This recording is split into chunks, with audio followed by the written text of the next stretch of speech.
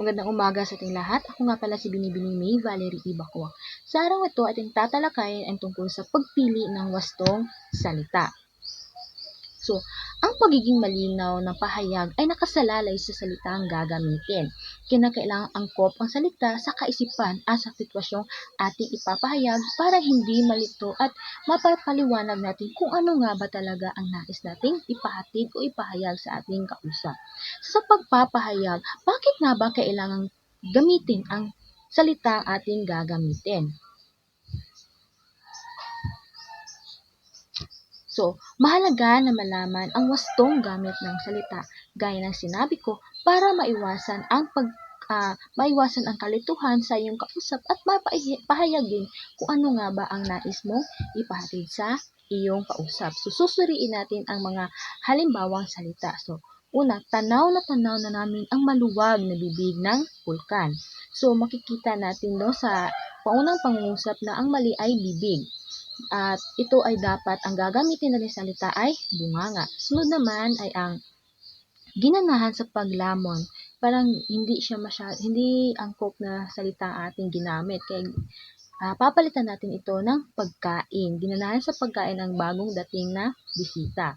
At para maging maayos ang pagpapahayag natin. So ang una dyan na at operahan. Malalaman natin ang mga ano nga ba talaga ang tamang paggamit nito sa susunod. So, ilalahad ko muna ang mga salita. So, ang operahin at operahan, napakasal at nagpakasal, punasin at punasan, pahirin at pahiran, nabasag at binasag. So, unahin natin ang salitang kung at kung. So, ang kung, ito ay pangatnig na panubali at ito ay gagamitin natin sa ugnayang pangungusap. Ito rin ay katumbas ng if sa Ingles. So, halimbawa ng unang sa pangusap, isasama kita kung papayag si mama. So, ano pa ang halimbawa dito?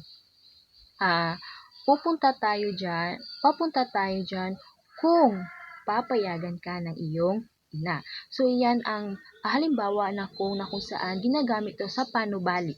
Sunod naman ay ang kong o K-O-N na salita. Ito ay nangangailangan na panghalip na ko at inoongkupan lamang ng NG at ito rin ay kaukulang paari. So, parang inaari mo ang isang bagay ko. Ba? Halimbawa, gusto kong uminom ng malamig na tubig. Ibang halimbawa pa dyan, gusto kong bumili ng bagong sapatos. Sunod na salita ay ang pahirin at pahiran. Medyo komplikado, diba? So, tatalakayin natin ito. Ang pahirin, ito ay pag-alis o pagpawi ng isang bagay. So, dito, pahirin mo ang pawis sa iyong mukha. Diba, tinutukoy ito ang pag-alis o pagpawi ng isang bagay.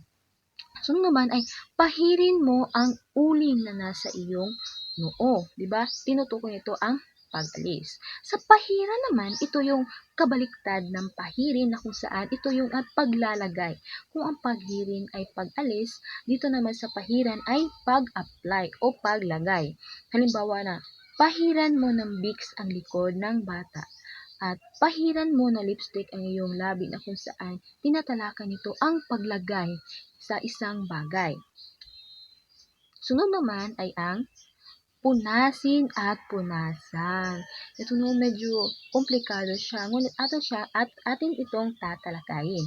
So, ang punasin, ito ay ginagamit kapag binabanggit ang bagay na tinatanggal. So, halimbawa nito, punasin mo yung alikabok sa bintana. So, di ba, tinutukoy dito kung ano ang tatanggalin sa isang bagay.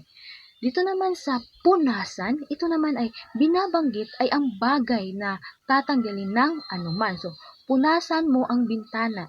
Diba? Dito sa punasin, tutukuyin mo kung ano yung dapat alisin sa isang bagay. Halimbawa, kunin mo yung tsinelas sa lamesa, diba? Makikita natin na kung ano yung kukunin mo sa isang particular na lugar. Dito naman sa punasan ay parang hindi binabanggit ang bagay. Dito sa punasan ay binabanggit ang bagay na tatanggalin.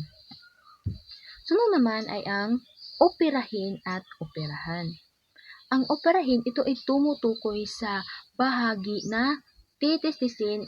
So, halimbawa nito, uoperahin bukas ang mata ni Joanne, na kung saan binabanggit kung anong bahagi ng katawan ang titistisin o tiyak na bahagi na titistisin.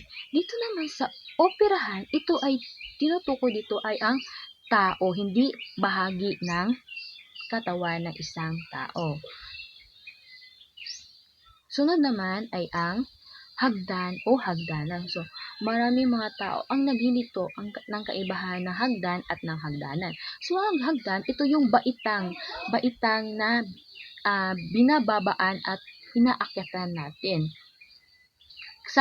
Samantalang naman, ang hagdanan, ito yung parte ng bahay na kung saan dito nakalagay o ito yung kinalalagyan ng hagdan. Sa bitiwan at bitawan, ito naman yung salitang ang bitiwan, ito yung pagkalas o pagkawala sa paghawak. Samantalang ang bitawan, ito naman ay isang lugar na kung saan dito ginaganap ang mga sabungan ng mga manok. So, diba, kahit komplikado yung salita, ngunit kung alam mo yung kahulugan ng isang salita, hindi ka na malilito kung ano nga ba ang kahulugan ng isang salita. Bitawan at bitiwan. Ang tamang salita dito kung gusto mong kumalas ay bitiwan. Bitiwan. Pag tinutukoy naman yung lugar ay bitawan. Sunod naman ay ang nabasag at binasag. So, pinagkaiba ng nabasag, ito yung hindi sinasadya, di ba? Hindi mo sinasadyang gawin ang isang bagay. Halimbawa, nabasag ni Domeng ang salamin. Nabasag niya, di ba? Hindi sinasadya ni Domeng. So, ganito. Nabasag ni Domeng ang salamin dahil siya kanyang pagmamadali. Ganon. And ang sunod naman ay ang binasag, di ba? Ito yung sinadya. Ang nabasag ay hindi sinadya at ang binasag ay sinadya. Sunod naman ay ang napakasal at nagpakasal. So, ito medyo nakakalito siya, ngunit kung iyong iintindihin, ay maiintindihan mo naman lamang. So, ang napakasal, ito yung pagmamahalan o pag-iisang dibdib ng dalawang tao. Napakasal.